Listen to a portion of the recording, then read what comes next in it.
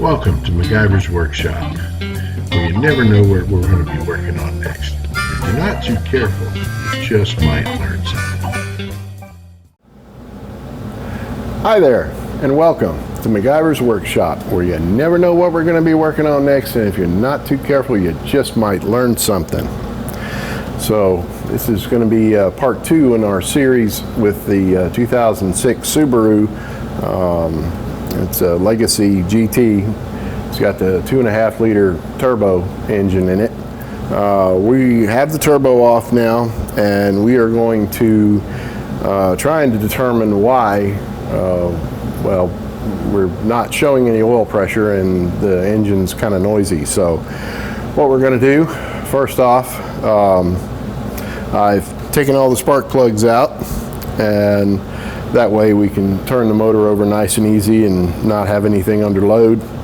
And I guess the first thing we'll do is we'll spin it over and see if we've got any oil coming out of the feed line for the turbo. That's the best indicator there, to at least get a relative indication if the pump's working. And if we don't get nothing out of there, then we're going to have to go underneath and drop the oil pan and see what's going on in there, because something ain't right. All right, so let's see what we have here on our oil line. I have a remote starter button hooked up, and we will see what we have here. I'm going to switch over to our little remote cam. Took my little cover off of the line that I have undone right here. And let's zoom in on that just a bit.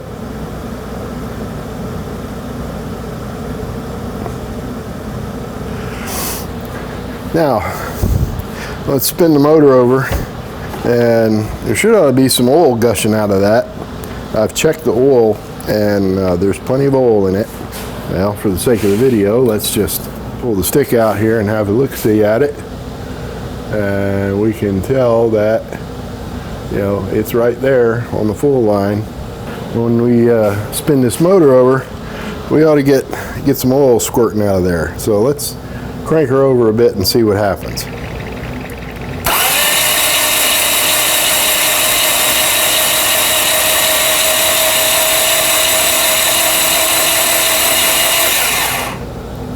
Yeah, there is zero oil pressure. That oil pump isn't pumping anything for some reason. So we should have oil gushing out of that line. So that still begs the question: did the turbo fail because of the lack of oil, or did something happen? The turbo just failed coincidentally, and then we had an oil pump or oil pressure problem. I don't know. The owner said that he had drove the car from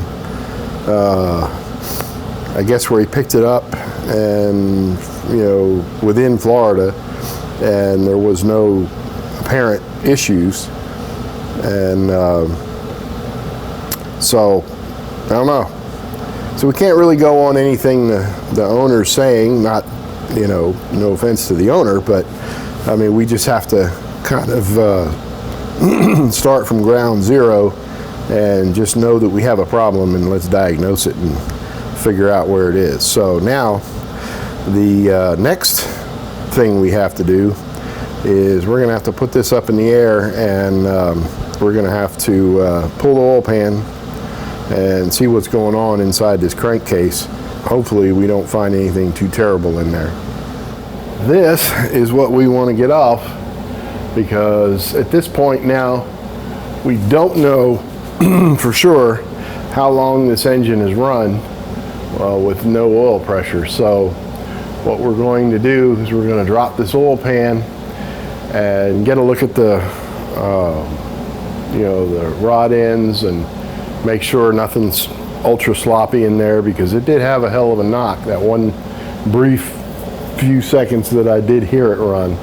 So But to get this oil pan off, it's pretty easy except for a couple of back bolts on the oil pan that are up over the K-frame here.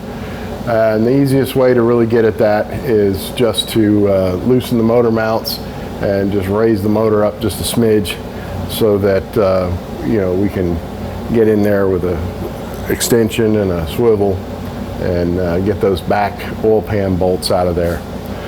So, but first we're going to have to drain our oil.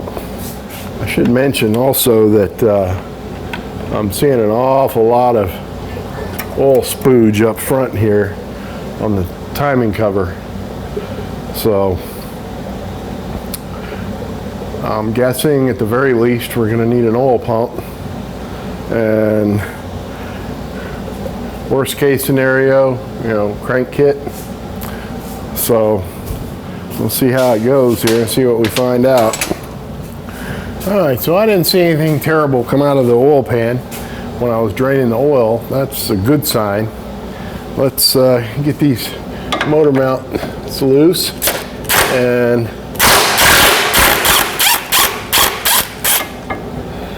then we'll lift that motor up just a bit to where we can get at those back two oil pan bolts. A little hard to see here maybe, but I've got a tranny jack set up here and on a nice substantial part of the motor, and we'll see if we can't lift the motor up just a smidge. There we go.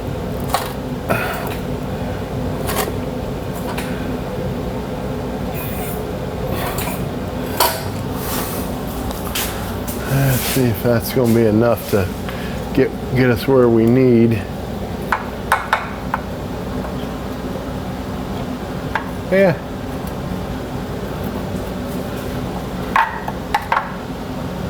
I'm guessing that should ought to work. These two in the back are going to be a bit tricky to get to, but if you're patient and careful,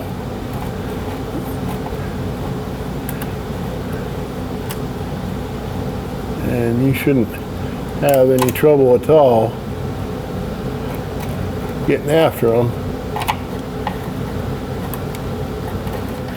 Hardest part is getting your socket started on the bolt. But don't worry about seeing what you're doing, because you're not going to be able to. You're just going to have to do it by feel.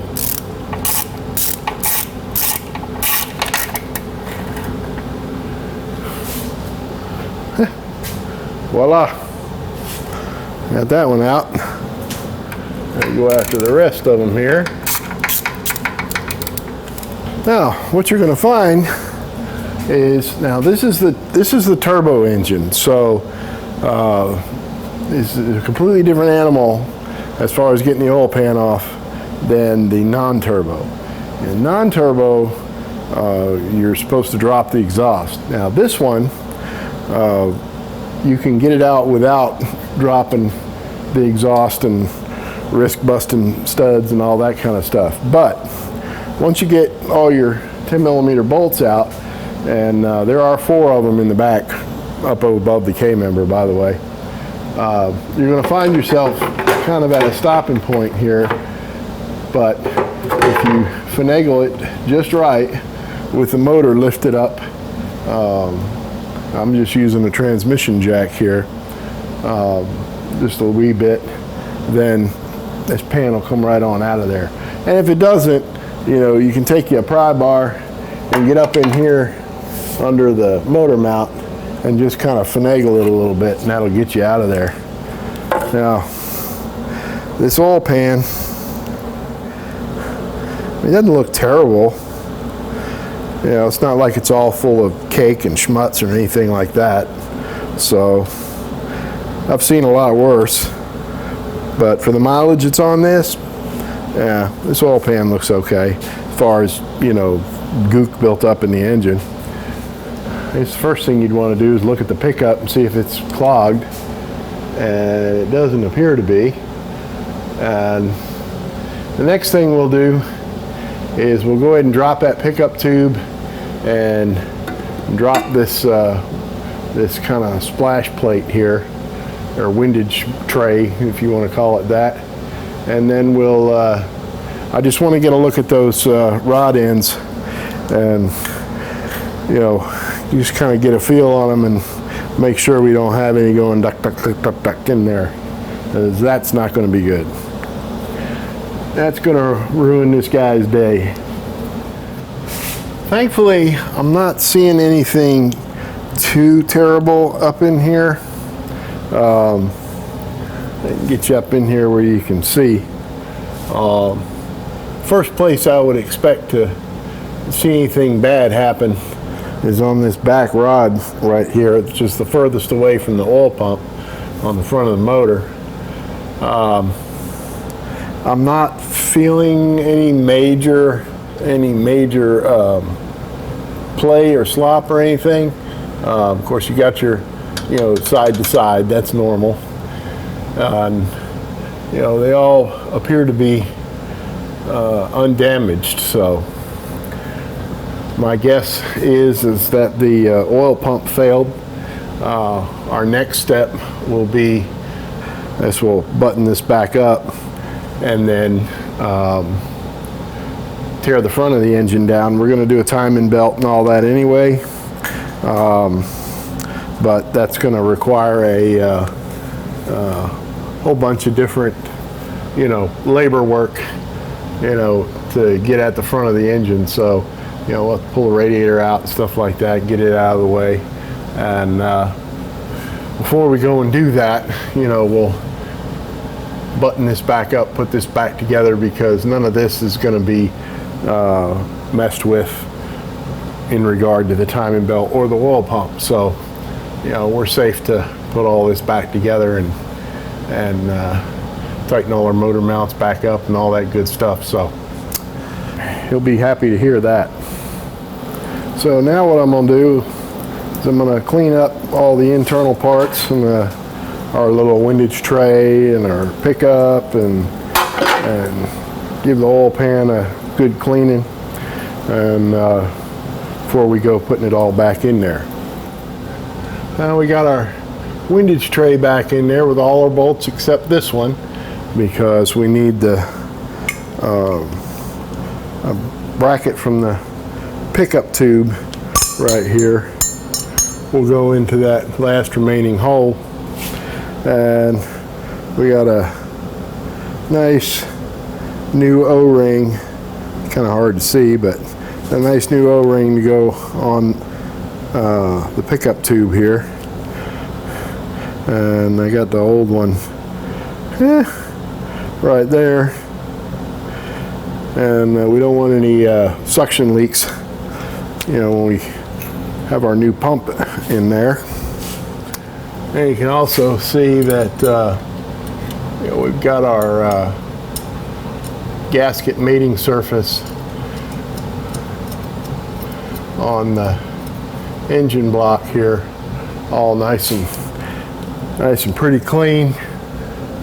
So they just use like an anaerobic sealant or RTV. We'll go back with some like ultra gray and seal that oil pan up,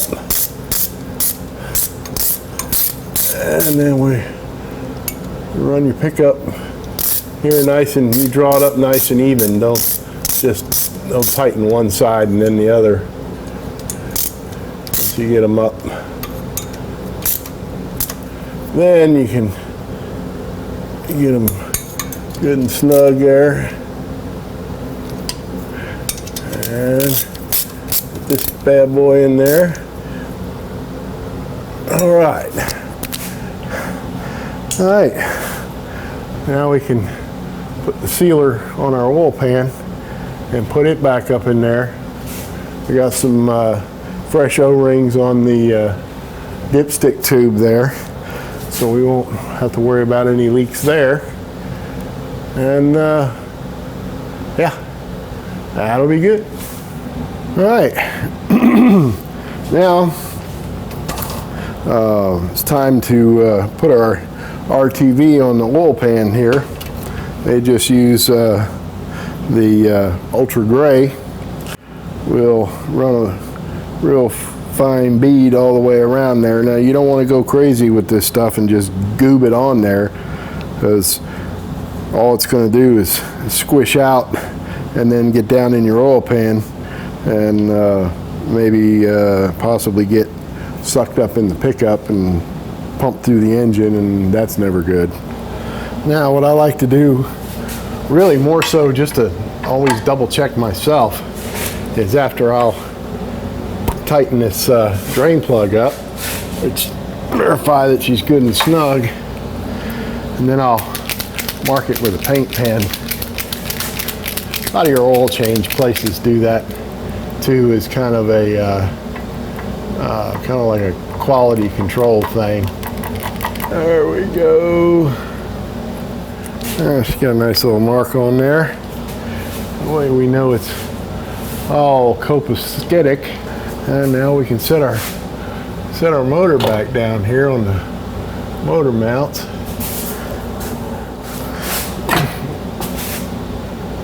There we go, there's that one. And oh, that one's already in too. So we're good. And remember, you always put all your nuts and bolts on first before you ever actually tighten anything up, just in case. And run that puppy back up.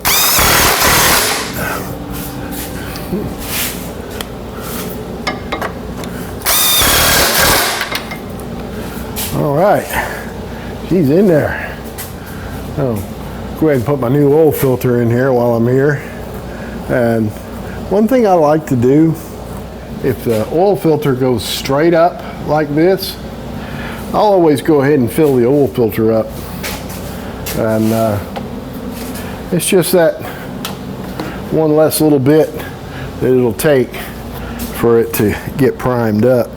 It's going to take a minute, because you can fill this oil filter up 4 or 5 times and it'll soak down in there.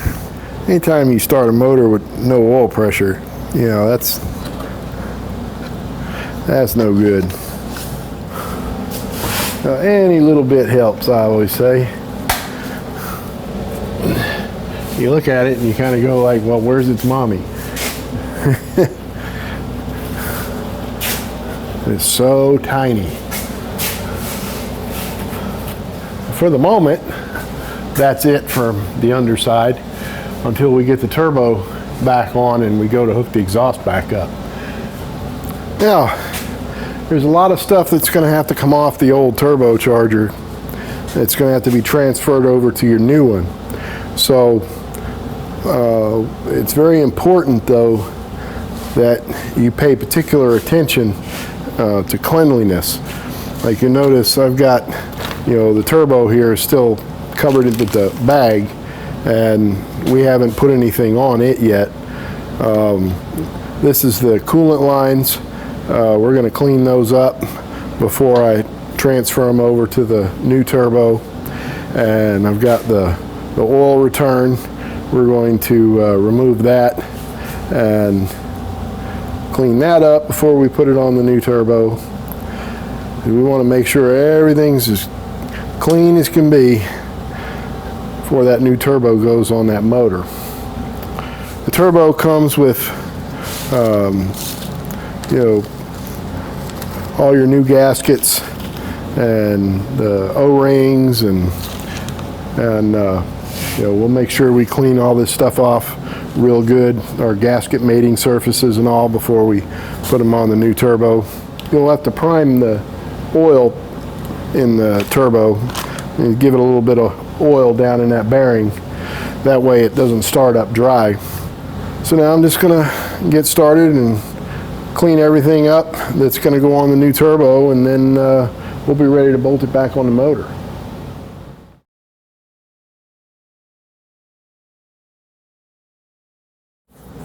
I'm going to show you something really interesting, and this is something that you have to be really, really careful about when you're buying aftermarket parts, with this issue that I found, this could have not ended well.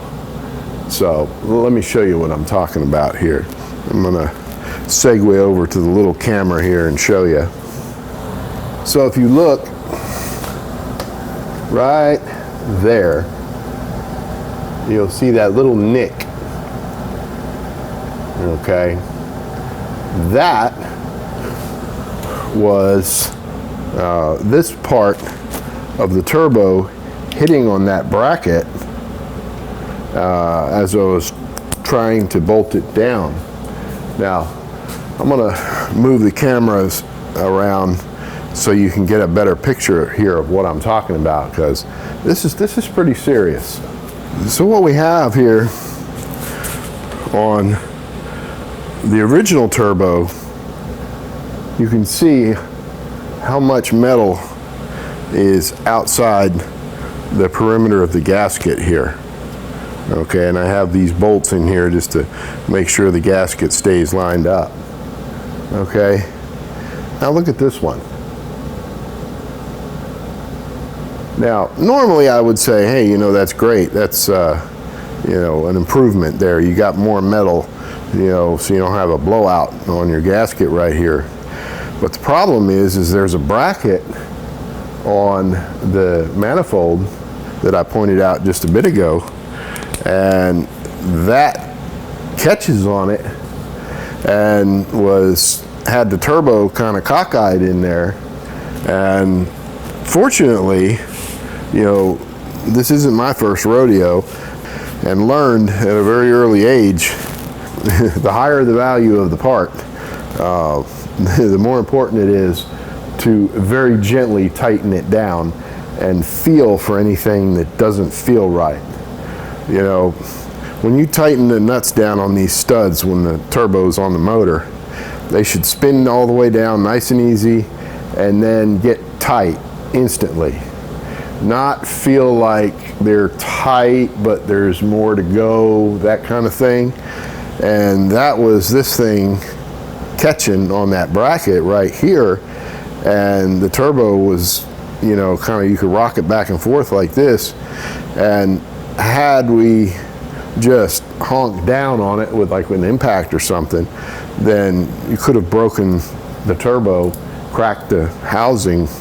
You know, more than likely would have been here because that's the weakest point of it. But yeah, so that's a big potential gotcha right there.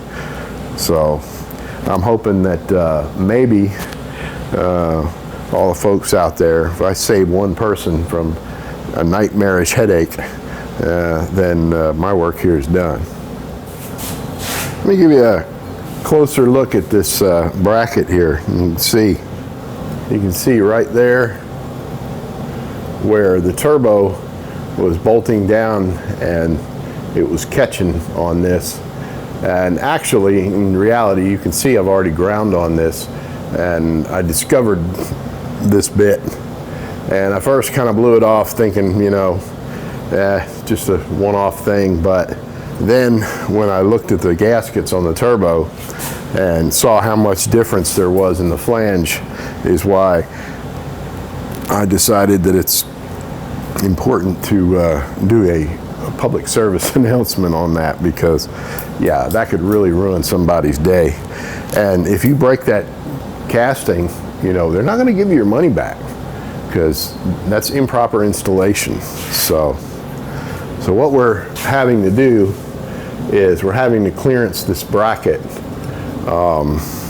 This bracket goes on the catalytic converter. Your engine pipes come off the motor and come together into one pre-converter, and then it comes up, and that's where your turbo flange is. And this bolts to that converter, and then here bolts to the engine block, which, by the way, this bolt is a bear.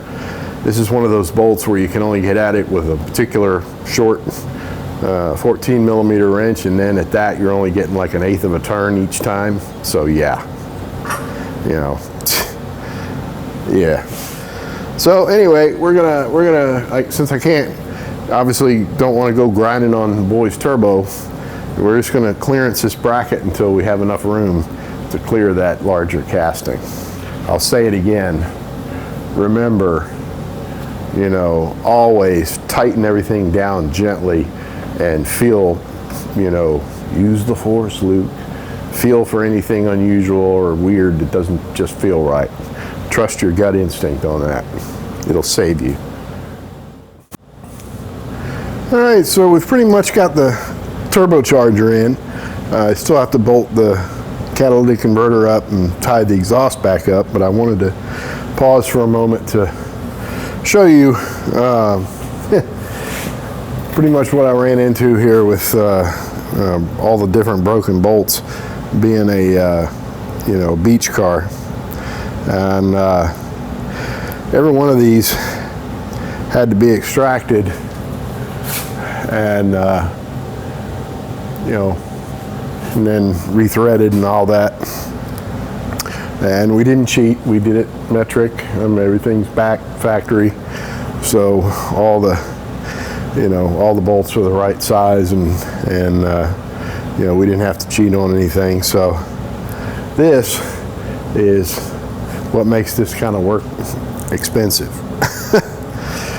We get a look at the new turbo and all that while it's in here before we button everything up on top of it. Let's go have a look here at our new turbo. So you got your new turbo assembly in here. I still have this on because obviously I want to protect the intake. We cleaned all the rust up on all the pipes and lines and everything. Went with new studs in the back of the turbo here rather than try and take them out of the old turbo. And we've also, while we're in here, we did the knock sensor because it just made more sense to do it while you had the intercooler out. And at that point you have to lift the intake usually a little bit to get that bolt out. So, and the other thing we did too is we took the air intake tube out because it was all covered with grease, and if we'd have left it that way, it would have just perished the rubber. So we got all the gook off of it and the grease off of it and got it cleaned up, reclamped in a much better orientation, so at least it'll be somewhat easier for the next guy. We'll go ahead and hook the rest of the exhaust back up and get that done, get the intercooler on there and the blow-off valve and all that stuff. Then we get to go to the front of the vehicle, pull the radiator out and go in through the front and do the timing belt, and yeah, I'm pretty sure we're putting an oil pump on it.